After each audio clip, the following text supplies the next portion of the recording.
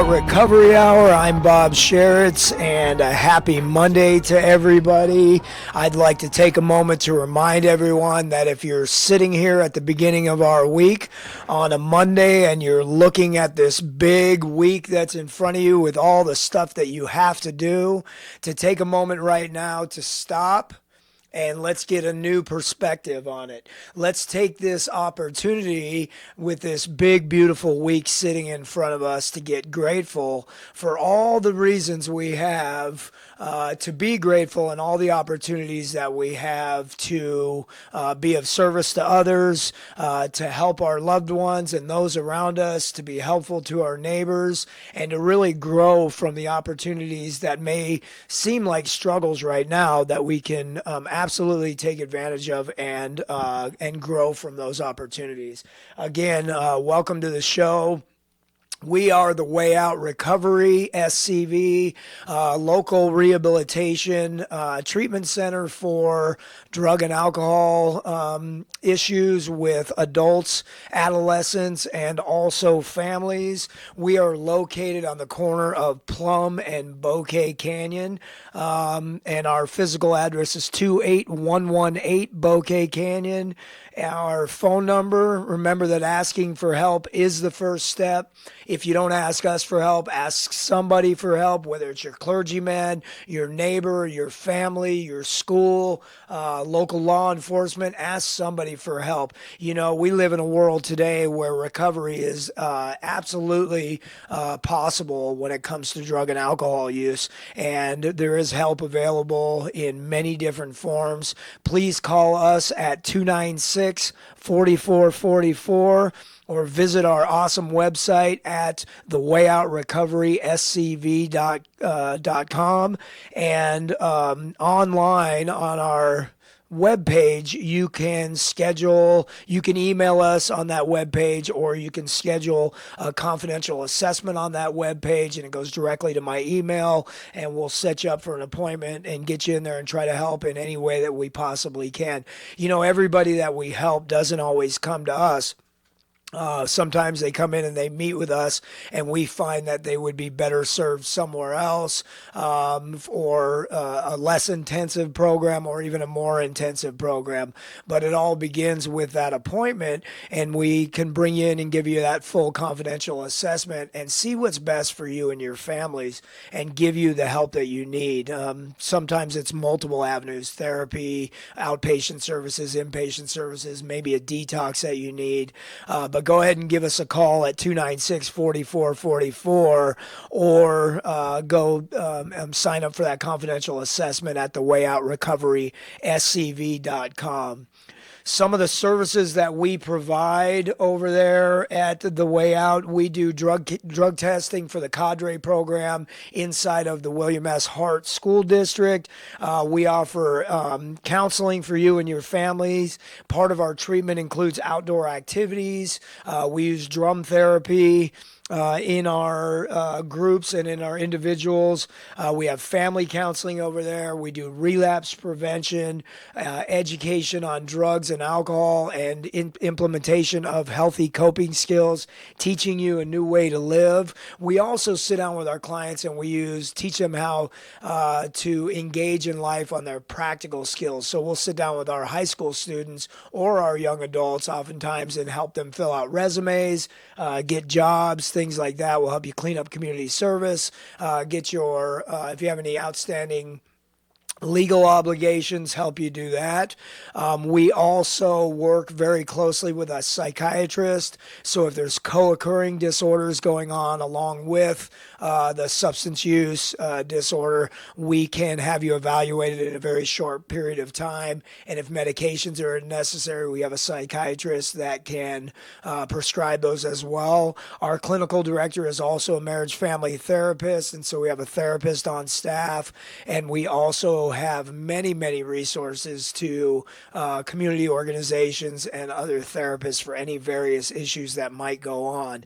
We're pretty comprehensive when it comes to being able to either treat or refer any services that you may need. But again, it starts with that confidential assessment. It starts with you asking for help. So again, if it's not with us, ask somebody for help. But again, give us a call, 296-4444. Visit our website at thewayoutrocoveryscv.com. And on today's show, I'm going to talk about teen behavioral issues. And halfway through the show, I have Deputy Tim Ferrone from the VITA program coming in, and we're going to talk about that wonderful program. But when we come back after this message, we will talk about behavioral issues in teenagers and get ready for Tim Ferrone to show up and spend the last half with our show. I'm Bob Sharits. This is the Way Out Recovery Hour, and we'll be right back after this message. Why do people from all over Santa Clarita come to our spa in Canyon Country? Simple. They want the highest quality services at prices that everyone can afford. This is Rosemary from Beyond Harmony Med Spa. Read our reviews and know why we won the Ultimate Beauty Awards 2 years in a row by the readers of Elite Magazine. Come and see how close we really are and experience the level of excellence that our clients have loved for the past 13 years. Go to beyondharmony.com or call 298-8008 today for a free consultation. Hi, Kirk Stinson here with Plumbing by Kirk, your hometown plumber. With another tip, close your sink drain and remove your expensive jewelry when entering the shower to avoid costly plumbing expenses. But if it does happen, shut off the water immediately and call Plumbing by Kirk. We invite you to visit our website for free plumbing advice at plumbingbyKirk.com or give us a call, 263-6519. That's 263-6519. My dad is the best plumber ever. Call Plumbing by Kirk. Time for a car wash, but fearful of the scratches that go along with it? Canning Car Wash and Valencia Car Wash proudly use 100% lamb's cloth to prevent scratches and provide the best wash possible. Both locations use environmentally friendly solutions to wash and wax your vehicle, and they both accept all other car wash coupons. Give your vehicle the wash it deserves. Visit Canning Car Wash on Soledad across from Edwards Cinema, or Valencia Car Wash on Creekside Road behind Target. KHTS. Now FM, 98.1 FM and AM 1220, your hometown station. We fought so hard, now we gotta get back up where we belong. Welcome back to the Way Out Recovery Hour. I'm Bob Sharits, and we are the Way Out. Remember that asking for help is the first step, and if you're in need of services or you need help figuring out what you need to do for your loved one or for yourself, please call us at 296-4444 or go to our website at thewayoutrocoveryscv.com. Coming in at halfway through the show will be a couple of deputies, Deputy Ferrone and his partner with the VITA program, and we will be talking about that wonderful program and the history of that and what they treat in terms of teen behavioral issues. I want to take a moment to talk about various behaviors that show up particularly in teens. Over at the Way Out, we work with adults and we work with teenagers and we work with their families. And if you're listening right now, I want you to take a moment to think about what it feels like and what it is like to be a teenager, especially in today's world. I mean, any adult that's listening remembers the teen years. In my opinion, it is the most stressful time that we'll ever face in our lives for various reasons. Teenage years are the most stressful and most difficult because we have so many different things going on. First of all, there are hormonal changes that are going on during our teen years. So any stressors that come into our lives, we are going to, at times, react to them maybe over the top or less than we should, just because of the brain changes and the hormonal changes that are going on. The teen years are also, we're we're in school and we're dealing with all the different academic stressors that come along, multiple classes, multiple homework assignments, trying to keep grades up. And in the middle of that right there, we have the distraction of the social aspect of what it means to be a teenager and trying to sit in the middle of class with those relationships as well. If we're involved in sports in our teen years, then there's another thing that we try to keep up and do the best that we can. Maybe those of you that are involved in sports and hope for a career in that arena. It's even more so because you have, after school practices and weekend games and different things going on top of your schoolwork, and all the social stuff that goes along. And let's add on top of that, adults, not the teenage years that we went through. I think it was as stressful as it was when I was a teenager. It certainly didn't have the aspect of all the social media and all the electronics and all the stuff that's going on that can be a tremendous distraction for our teens as they go through school and as they navigate life. The teenage years are a time when we're trying to figure out who we are. Maybe those first romantic relationships are starting to happen. We're thinking about what we want to do as we transition into adulthood.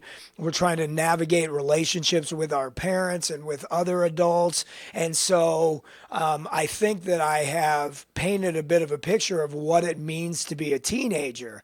So sitting in the middle of that, that's enough. And in the middle of those stressors, if I don't have the appropriate coping skills, or maybe I come from a family that has drug addiction or has gang activity going on in it, or just any sort of dysfunction inside of the family, or I just don't have the built-in coping skills, that's when we see our teenagers start to exhibit some of the unhealthy coping skills that go along with trying to manage those teenage years. And it is really, really easy for our teenagers to get off track. And there are so many different issues that we see inside of the treatment arena when it comes to teens. And our primary look over at the way out is going to be drug and alcohol. But inside of that, there are many, many, many other issues.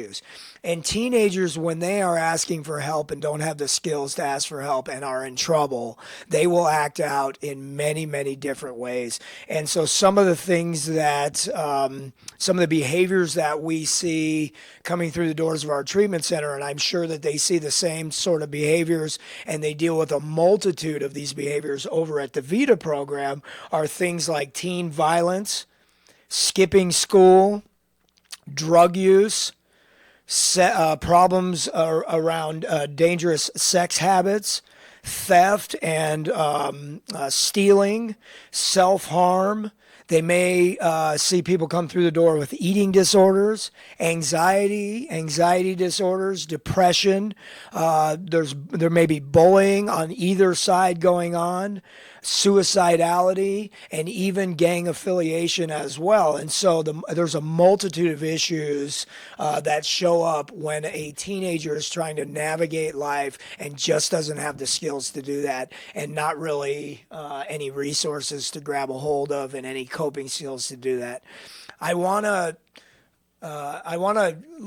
sort of tell you guys the statistics and how big a deal this is. Now, teenagers that have significant issues that may be looked at as pathological issues or are severe enough to warrant the attention of somebody like the VITA program or the Way Out Recovery, is relatively, percentage-wise, a small number.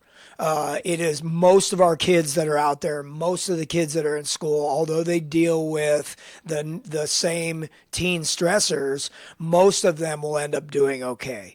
But the small percentage of kids who get off track make up for a huge number of the tragedies that are out there. So I want to kind of go over really three big things that stick out, and I've mentioned some other issues, like like self-harm, like bullying, like gang affiliation, like stealing, like skipping school, eating disorders, anxieties, depressions, other mental health issues as well.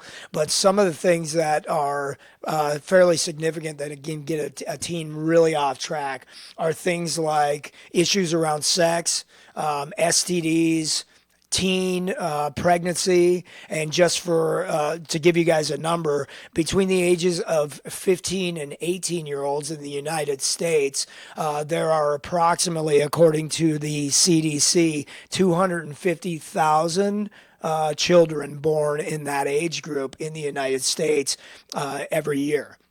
And so you have 250,000 babies being born to teenagers.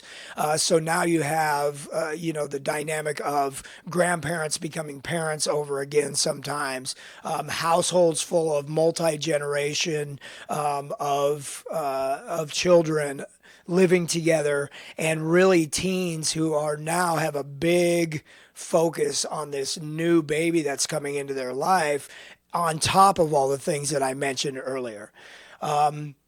Teen drug use, teen drug use between the ages of 12 and 17 years old is when most drug use starts. Roughly, if we take into consideration all illicit drugs, by the time teenagers are in the 12th grade, according to the CDC, almost 50%, roughly 47% of teenagers has tried some kind of a drug or another by the time they're in the 12th grade.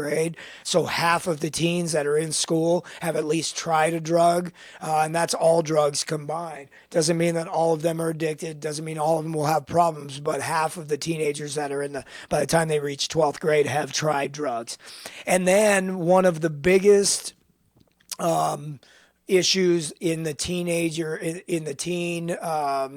group is teen suicidality, which I mentioned anxiety and depression and those types of disorders.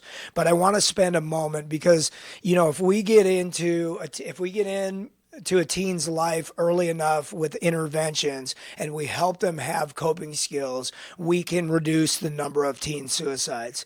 In the age group of 10, I did say 10 to 14 years old, suicide is the third leading cause of death. 10 to 14-year-olds. In the age group of 15-year-olds to 34-year-olds, it is the second leading cause of death in that age group. And in the past 15 years, there's been a 24% increase in suicidality in that age group right there, 15 to 34 years old. Second leading cause of death. Some of the signs of teen suicidality are, I think one of the most important things that we can do in any child's life, but certainly as they become teenagers, what happens is when they're younger, we're involved in everything. We're involved in their school, we're involved in their sports. And as they get older and can kind of take care of themselves physically, as parents, we maybe sometimes it's a mistake, oftentimes back off when we're not as involved in their lives. And we don't spend nearly enough time with our children, and we need to do that more.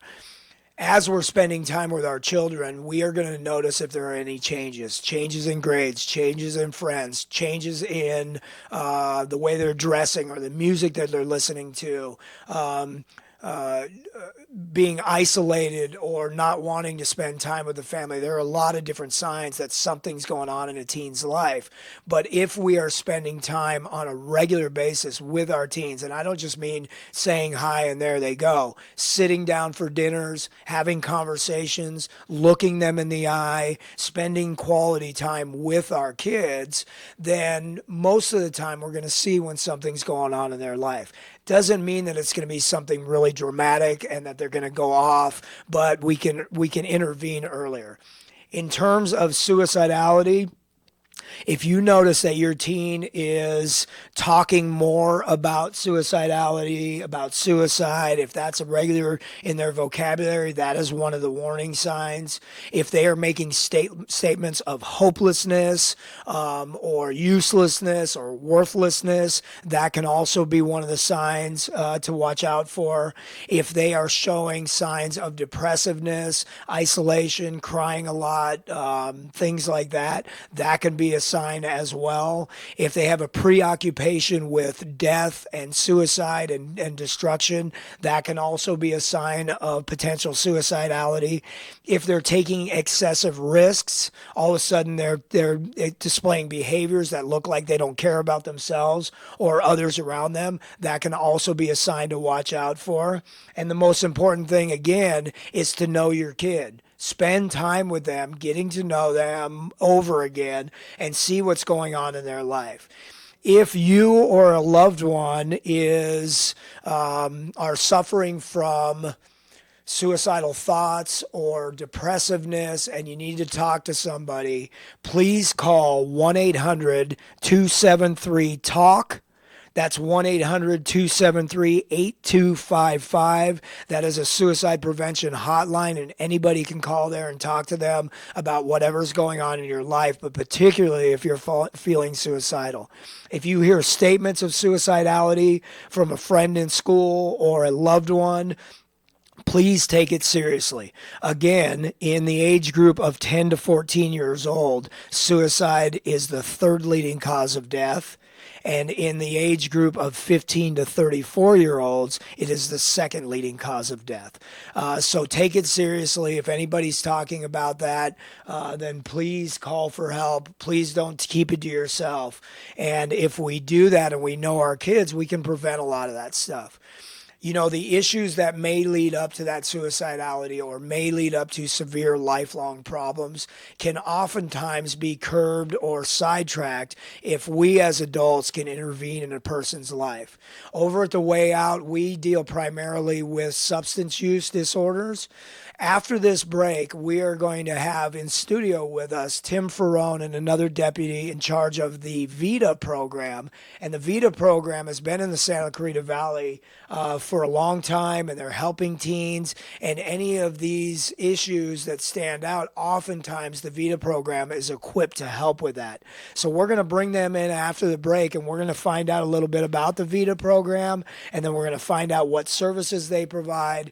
And then for you, the listeners, if you know someone who may be a good fit, we'll find out how to get in touch with the VITA program and maybe put in an application to get the teens the help they need. They have a huge success rate over there at VITA. They're helping a lot of kids really get back on track for the multitude of issues that I've talked about earlier. So that's what we're going to do when we come back. I'm Bob Sharits. This is the Way Out Recovery Hour, and we will be back in a few minutes. Green Thumb International, your lawn and garden professionals, have the widest variety of shrubs, flowering plants, and garden supplies in the Santa Clarita Valley. Plan your landscape so that plants with similar water needs share the same plot of soil. This way, you reduce the risk of overwatering plants that don't need as much water as others do. On Newhall Avenue in Old Town Newhall near Sierra Highway, Green Thumb puts the green in your thumb.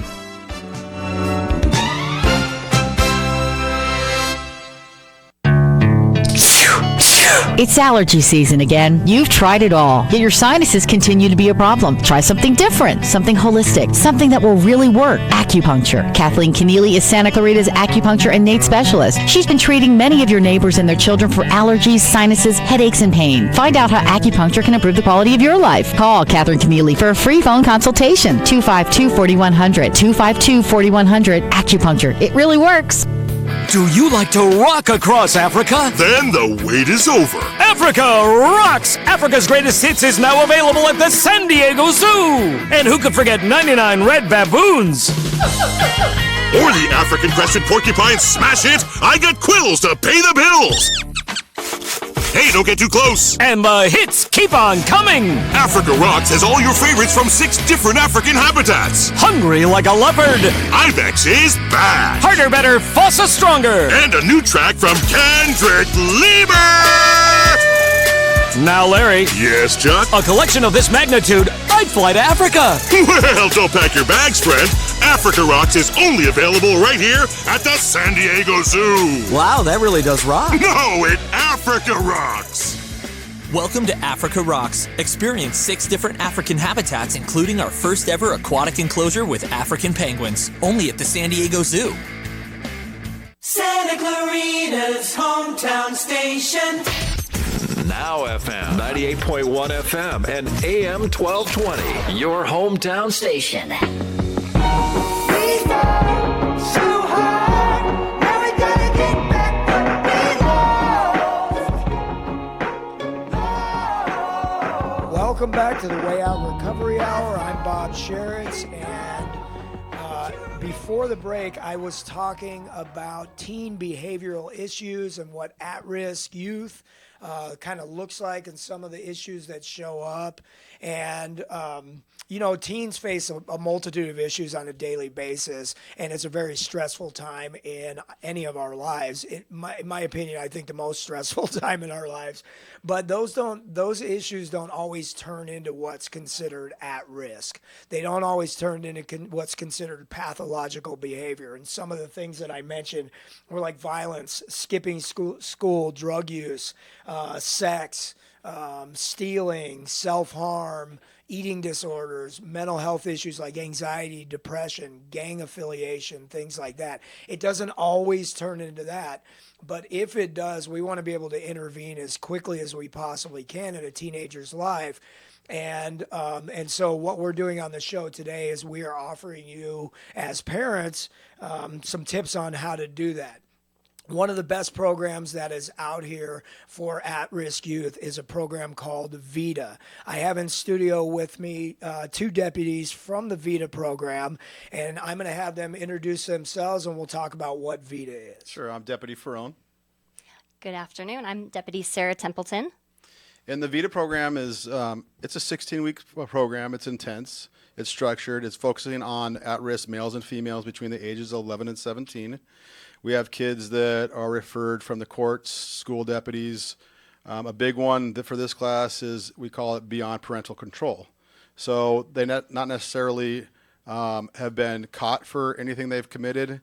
But for an example, I had a mom who texted me last week, and she said that my younger daughter is not doing anything criminal, but she's throwing objects at me and refuses to listen to anything I said. I said, well, first off, that is criminal. Yeah. So your daughter is committing a crime by throwing objects at you, and yes, that is at risk. So, a lot of the things we talk about, like you said, skipping school, not coming home on time, not coming home at all, not being compliant, those are all risk factors. One of the things that I also see a lot these days are kids that come in and they're not necessarily defiant with the parents, but they're getting straight Fs. And I tell the parents that's a huge risk factor. That is definitely at risk. Well, they're not doing A, B, and C. Well, just getting straight Fs is setting them up for failure for life. Yeah, and there could be a multitude of factors that are going on for a person not to be able to maintain school grades. It may not be behavioral issues. It may be they don't understand the work. It could be distractions in school. It could be a bunch of different things, right? Yeah, absolutely. And it's not necessarily they're being a bad person. But it's putting that at risk for failure for what's to come for the rest of their life. Without education, we all know, it's going to be a rough road. Right. And so typically what kind of issues are you seeing today in your program?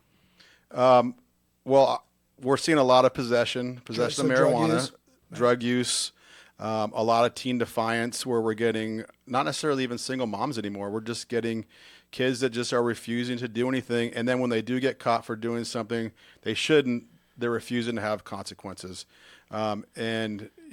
The courts are kind of inundated. So we have a system that if they're first-time offenders, their case, if it's a misdemeanor, nonviolent, it'll go to our station detectives. If they feel that it meets the criteria, then it will go to our teen court. But what we're trying to do is we don't want the kids of Santa Clarita to have their future just taken away because of one mistake. So we're giving them opportunity, if it fits a certain criteria, to have that taken care of by being diverted from the court system.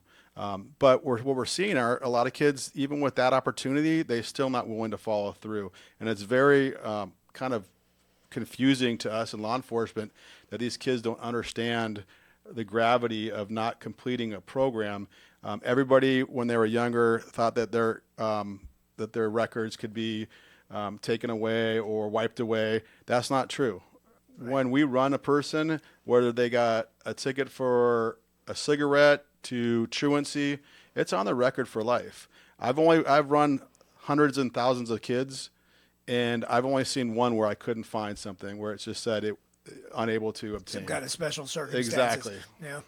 So with, maybe this is a little bit off, but I want to ask your opinion or maybe things that you've seen over the last couple of years in terms of changes in attitude with the kids now that they think marijuana is legal to them. So if you're listening, so here's the argument we get, right? It's legal now. And what I tell the kids is it's not legal for you, right? You still have to be 21. But have you seen a change in attitude from the teens themselves? Sure, 100%. Just like you said, they feel that now that it's legal for them. But like you said, they are underage, and especially we're seeing a lot of marijuana on school campus, and that's how they get directed to us with that citation. They come to us for the program, but their attitude, they feel that they can have it in their possession, and we're seeing a lot more use of it in the vape canisters too as well.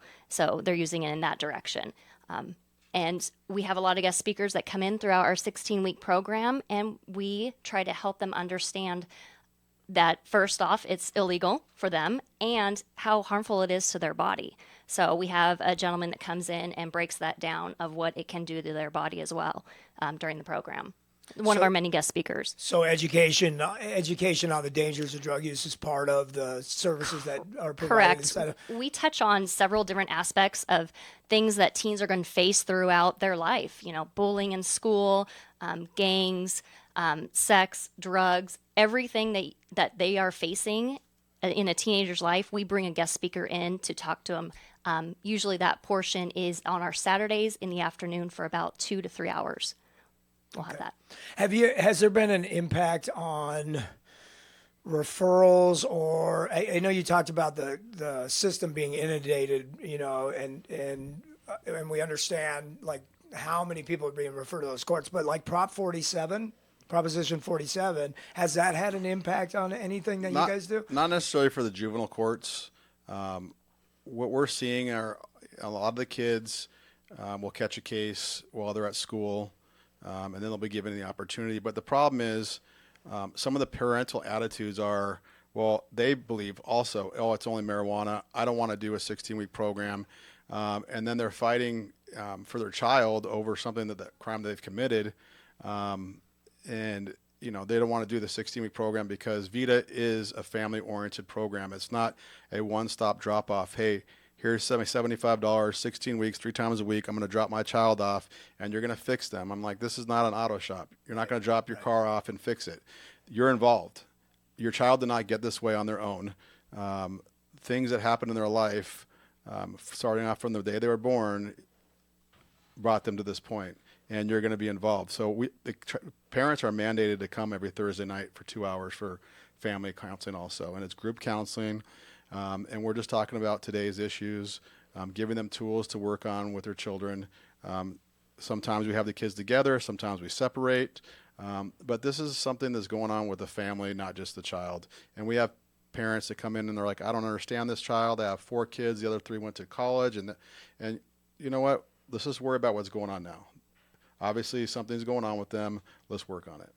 If a child and their parents come to you and the child is either not a good fit or decides they don't want to show up, because sometimes you'll get that, you still provide resources for the parents and continue to at least have a relationship with those parents so that they can try to make some changes. Only reason I ask you that is because we have the same thing. A teenager cannot come to our program unless there's parental involvement. But oftentimes the teen doesn't make the change, and we teach the parents how to make the change, and then it sort of forces it on the kid, Yeah, we have a referral process, and it might be a mental health, it might be counseling, it might be to the Children Family Center, it might be to Action, whatever referral we feel is appropriate. We do an assessment, which is a sit-down session with the parent and the child. We'll talk to them. Hey, the first thing we ask, why are you guys here? What's going on in the home? And then what we do is we'll separate. We'll do a 203 question. It's called North Point. So it's an assessment. It's a kind of an intake process. It'll give us the risk factors for this child. And if they don't meet the criteria, and we had a child that came in the other week with her brother. She was 11 years old. Mom says, oh, she's not listening. And right then and there, I knew just from talking to the young lady, she's 11 years old, she wasn't to the point where she needed to be involved with what was going on in Vita. She didn't really need to hear the things we were talking about, the different issues that were going on. She was still not at that age. 11's pretty young. 11's really young. And honestly, the policy is 11 to 17. I still think unless if the child's acting out that inappropriate 11, that's more of a mental health issue anyways. So, we do take 11 to 17, but it's a process, and we will sit down. And if we don't feel they're appropriate, then we'll tell mom, hey, maybe you should go take a parenting class, or maybe you can do this or that. But we always offer them something if they're not appropriate fit for the Vita program. Well, and you mentioned the Child and Family Center, and they have some wonderful resources over there as well. And if something's going on with an 11-year-old that's really significant, chances are there's some significant stuff going on in the house that's not directly what the child is doing, and so the whole entire house probably needs work. Maybe DCFS steps in or something at that point. So if I have a teenager who's at risk, and what defines at risk? Basically, at risk could be a multitude of things. It could be, like my partner said, it could be failing all their classes, failing a few classes, defiance to teachers, parents, authority figures. It could be just an all-around bad attitude, and then we get into the criminal aspect. It could be, theft, experimenting, or use of, narcotics. It's a bunch of different issues that could come up. We do run criminal history checks on all the juveniles that do come in. We don't accept any violent felonies in the course, but there's a number of different things that do come through for us. And we've also seen a swing towards a lot of kids with mental health issues. So what I try to tell the parents, we're not a mental health facility, and also we're not a drug addiction facility. We're not a live-in program. So we're not going to cure mental illness in Vita. Right. So those are different avenues. Those are different specialties for people, just like drug addiction. If somebody's experimenting on the weekends and it's not something their body craves every day, yeah, we can work with that. But drug addiction is not going to be fixed by a deputy yelling, jumping up and down in a structured program. That's just not going to work. Those are specialties that somebody like yourself or a company or a facility has. So I tell the parents that we're not a mental health facility and we're not a drug addiction facility. We can work with some of that, but if it's addiction, truly addiction, they needed something bigger and better than Vita as far as for drug addiction. Yeah, let's get a hold on that first, and then see if there's any other behavioral modifications that need to take place as well. Right. So I have a teenager that I feel is at risk. How do I get a hold of you guys to get him in? You can go to the Santa Clarita Sheriff's website. There's a link on there. Or you can go to www.vida.la. It's VIDA. Correct, .la. And there is a reference form there that will be sent through, and we will contact. And if you are in the Santa Clarita area or the San Fernando Valley area or surrounding areas to us, we'll call you back and set up an assessment time, meaning we sit down for about an hour, kind of get to know what's going on with the family, the child, and we go forward from there. There are 7 Vita sites throughout LA County, so if you aren't close to Santa Clarita, San Fernando Valley, there's Palmdale, Lancaster, all over. So, you can search on this website for your area. And Vita has been around in Santa Clarita since Paul Becker was captain, It correct? actually was probably a decade before that. I believe it started in about 98. In Los Angeles County. And no, actually in Santa Clarita. Oh, really? Yes. So what happened was Santa Clarita, along with the rest of the entire LA County, started the VITA program. It was started originally in East LA by a couple deputies who were just tired and fed up with arresting the same third and kids fourth over and over generation again. Yeah. with nothing to do after school. Right. So they started the VITA program. They implemented and collaborated with local CBOs and the Marine Corps. So we were going, I believe, 12 to 14 stations strong, and then all the budget cuts came in 2003. Right. So overnight, the VITA was shut down. 14 sites were shut down, LA County-wide. In 2006, Santa Clarita saw a slight uptick in juvenile crimes. So the city manager came to the captain and asked if we could start VITA back up again. So we started VITA back up again in 2006, and once we started, LA County kind of opened their doors again. So there's 7 current VITA sites going right now, but we've been around for a while now in Santa Clarita, and I walk around and go to the gym, go to the mall, go to eat, and almost on a daily basis I see somebody that's either in VITA or was in VITA. I love that. That really makes a statement to the caring of Santa Clarita, right? To step back in and say, wait a minute, we need to start this thing back up again because we've seen the results. And even though the funding's not there, let's talk about how to get that happening. It's a really big deal. Well, the cities back the program amazingly, and honestly, we go to monthly meetings with all the other sites, and I hate to say it, but literally other sites are jealous the backing we have from Santa Clarita. When we need something, they're there for us, and not all the different sites have that same backing from their cities, and it's not just that they don't care about the VITA program, maybe they don't have the funding, but literally, I tell the parents when they come in for VITA, and I'll tell them this Thursday night on intake night, is you should thank whoever that's in charge at Santa Clarita, that they're willing to fund this program, because if you treat it like a $75 program, then you're not going to really care. They could charge you what they should, which is in the thousands, and maybe that'll make you care a little bit more, but don't treat it like it's a $75 program or it's a babysitting opportunity. This could change your life, but it's going to be up to you. Right. And then, so my kid fits the criteria. I go to the website, I fill out the application form, I go to the orientation night. What can I expect that they're going to do, and what am I going to do? What does it look like for the next 16 weeks?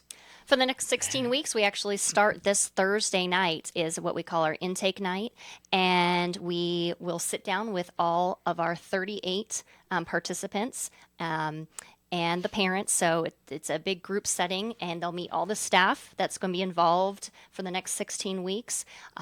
They will have some guest speakers as well on Thursday evening, and that kickstarts everything from the next 16 weeks on. Then we meet every Wednesday, Thursday, and Saturday from then on. So Wednesday and Saturday are for the participants, and Thursday is for the parents and participants. Correct, right? correct. 3 times a week. Correct. We like to check in on the participants on Wednesday midweek, and there might be issues that come up at school, and they don't feel like they want to share with us. So we, check in, see how things are going at school, at home, or wherever it might be.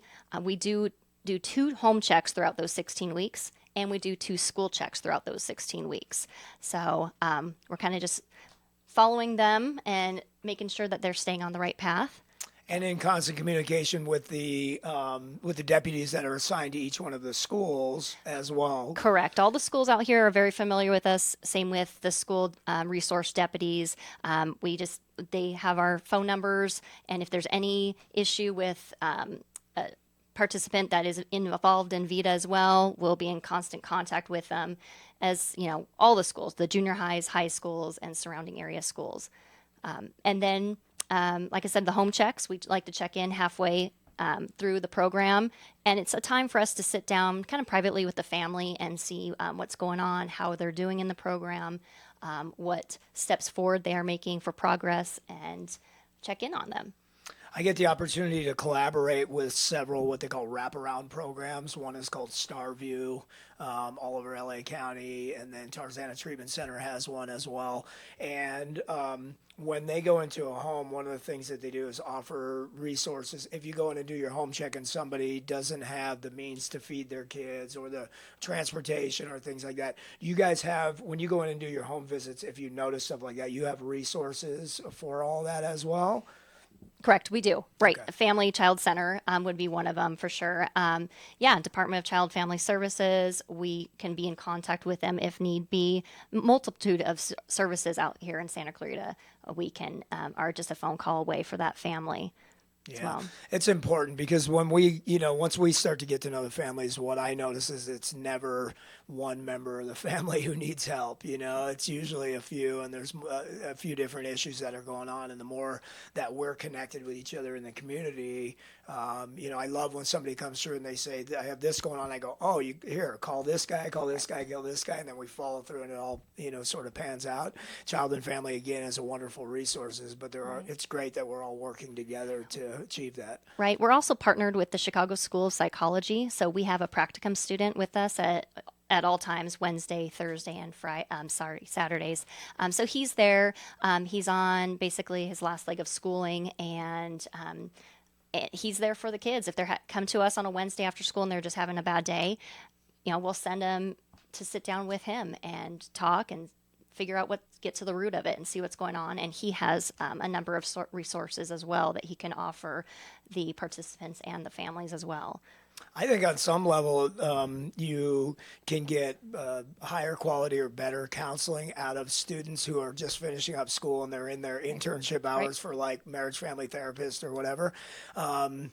Because they're eager and they want to be in there. They're not, they're not overloaded with clients or burned out or things like that. Phillips Graduate Institute, which is in the San Fernando Valley, offers free and low-cost counseling. You may want to put that as a resource. And it's given out, it's provided by the students that are completing their programs so that they can get some practice in. But it's really, really high-quality stuff.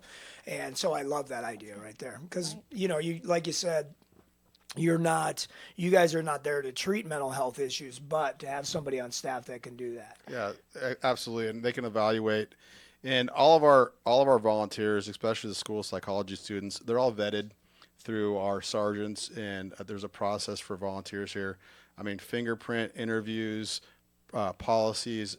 So it's not just we go there, hey, you guys want to come in here? Right. No, everything we do, and anybody that volunteers in the VITA program is vetted out. It's a long process, and it's not, honestly, we wish we could do it faster. But, once you're working with kids and families, you have to make sure everybody's on the up and up. Yeah, understandable. So what is the day-to-day, when I picture VITA, I got my teenager signed up. And I'm showing up every Thursday. What's my kid doing when I'm not there? Jumping jacks, you want to know I'll tell you what a Saturday morning looks like. A Saturday morning looks like this. You might have myself or Deputy Templeton waiting at the front gate. You swing around, drop your child off at 7:45 to 8 o'clock. As they get out of the car, if their shirt's not tucked in, we're going to have them stop, tuck their shirt in, make sure they have their water, make sure they have homework. If they don't have their homework, they'll stand over to the side in the homework club. As you can assume, the homework club's not something you want to be in. Right. So we don't inundate the kids with a bunch of homework because we know most of the kids are doing poorly anyways. So they might get a one-page project or assignment each week. They have it on a piece of paper. It might be something like my hero is, when I get stressed or frustrated, I do this. Right. And what we'll do is we'll have the Chicago school participant read that over, give us an overview of kind of what's going on with each child. So once they get in line, we'll do an inspection. So we'll have 3 squads. We'll do an inspection with each child to make sure that their hair is done, they took a shower, they shaved, girls have their nails done, everything, just like a normal inspection. And then we'll go into some consequence-based training, possibly like, hey, you know what? You guys are all messed up this morning. We're going to go running, or we're going to do push-ups, or we're going to do sit-ups. We might do drill. We call it close order drill, because at the end, week 15 or 14, we do something called the VITA Games, where all the different facilities, so we'll have 7, will participate in kind of a VITA Olympics, we call it. And this like one obstacle course yeah, racing or something. kind of like that. We'll do one session is knowledge, one session is close order drill, and one session is we call it physical fitness. So we might do an obstacle course, we might do some running. We used to do a tug of war. So this one will be in May. We'll be doing it at Valencia. So our spring is in May, and then the fall one is down south usually because we have a couple Vita classes down south. So once we're done with our consequence-based training, around 11 o'clock, our first guest speaker will come in for about an hour. Then we'll feed the kids. We supply lunches every Saturday. And then around 12:30, our second guest speaker will come in. The kids depart from Vita at 3 o'clock on Saturdays, and then their weekend starts. Right. So we don't call it a boot camp because a boot camp just based on physical fitness has proven not to work. You have to integrate a bunch of different activities, counseling, like pre-briefing, post-briefing. We were told, and we've gone through training, that the kids then 1980, whatever it was, when they did the Scared Straight programs, when they sent a bunch of 12-year-olds without telling them anything about what they were going to go through, they went to state prisons and got yelled at, and they actually were more susceptible to end up in state prison because they weren't given any other tools besides just scaring them straight. It pushes them further into secrecy. Now I'm not going to talk to anybody about what's going on in my life now because I'm scared. Right? Yeah, and so it's called the Vita Academy. So if somebody calls me or Deputy Templeton says, "Hey, I want to get my kid in the boot camp," or said, "Well, there's aspects you might think that are boot camp, but we're actually more of an academy," and we're trying to get away from the negative stereotype of Vita, like, oh, Vita. It's just an opportunity for the family to get healthy. Well, what I'm hearing in there is team building, self-esteem building, physical activity. You're working their brains as well. You got psychological counseling. You got counseling going on in there. So there's a multitude. I'll bet you by the end of 16 weeks, if not all of them, many of them are really attached to each other. Right, in terms of teamwork. That is so true. The kids come in for day one for that first assessment. When they first meet us, they're not happy to be there. We know that, and we give them a description of what to expect, but they don't really understand until they start going through the motions.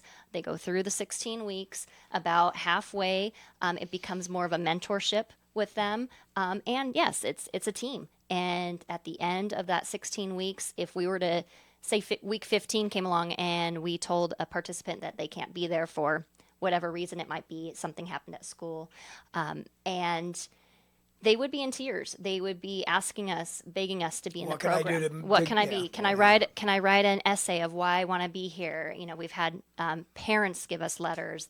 The child gives us letters to stay in the program, and we want them to stay. We want them to stick it out and complete it. That's something in life that's very important, is to go through a program and actually complete the program. And you do a graduation, right? We do. And just piggybacking on what Debbie Timmel was saying, we tell them the very first assessment, I tell each child, you're going to hate Vita in the first few weeks. You're going to think it's stupid. You're going to think we're mean. You're going to be fighting your parents. Why'd you make me go here? And I tell each parent, do not give up. Do not give up. It's hard, but do not give up. I tell the kids the first Saturday of every Vita class, if I sit you down in week 10 and tell you can no longer be here, you're going to be hurt. Yeah. They tell me I'm crazy, no way. And then when we graduate, they're like, Deputy Frone, Deputy Templeton, I cannot believe that you guys were right. I don't know what I'm going to do next Saturday because I don't know what I'm going to do. Vita's not here anymore. Do you get, I bet the reward is this. So how often do you get kids that you run into in the neighborhood, out in the neighborhood that come up and say thank you? All the time. And we'll have kids that just randomly stop by our Vita site. They'll go, oh, we wanted to see if Vita was still here. Yeah, we're still here. Yeah. Have you been doing it long enough to see kids who are interested in maybe military careers or law enforcement careers? Oh, that probably comes out of it as well, right? We do. One of our volunteers who we actually just got approved, he was in Vita class 19 or 50, but it was a long time ago. He's been in the Marines for 4 or 5 years, been to Japan, an incredible kid, and he's now comes on Saturdays, drives up in the morning from Pendleton just so he can work for a few hours with the kids just to pay it back. Nice. Well, you guys are, my hero in the community. You guys are doing really great work. There are a lot of people that are benefiting from what you do, and we want to thank you for everything that you do and coming on the show today. Thank you for having us on. Absolutely. No All right, guys, thanks. This is Bob Sharits at the Way Out Recovery Hour. We'll see everybody next week.